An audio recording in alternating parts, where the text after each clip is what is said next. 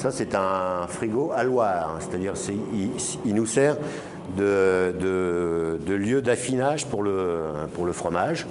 Donc et ici, le client nous demande de respecter une certaine température hygrométrie constante pour que le fromage puisse se développer dans les meilleures conditions possibles. Et ici, c'est un système à eau glacée. Il n'y a pas de gaz qui circule, c'est que de l'eau glacée.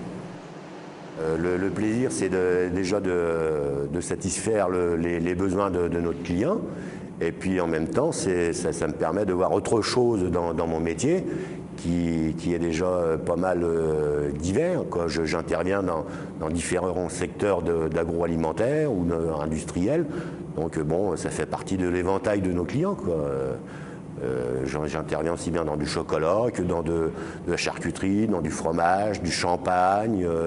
Et puis bon, l'avantage aussi de ce métier-là, c'est que bon, on peut discuter librement. Bon, chacun donne son opinion. Puis des fois, on peut aussi améliorer le système. Bon, c'est extrêmement évolutif.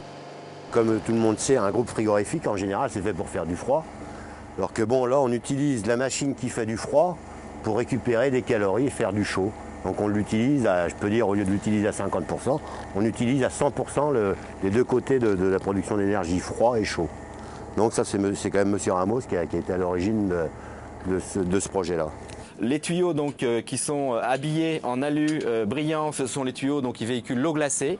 Et juste à côté, les tuyaux donc, qui sont habillés de noir, ce sont les tuyaux qui véhiculent le fluide chaud qui permet d'aller chauffer de l'eau pour aller réchauffer donc les halloirs. Plutôt que cette énergie soit perdue et rejetée à l'extérieur, eh bien donc on va réchauffer donc de l'eau qui va permettre de chauffer l'air à l'intérieur des halloirs.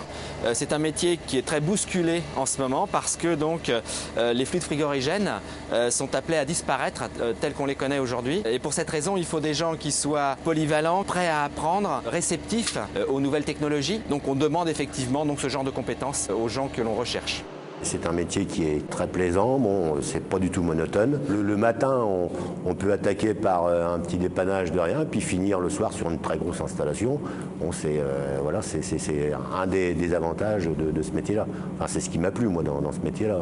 Je ne cache pas qu'on a une certaine fierté quand on arrive à bout d'un problème. Bon, quand on a résolu ou trouvé la solution à un problème, bon, ça fait du bien, quoi.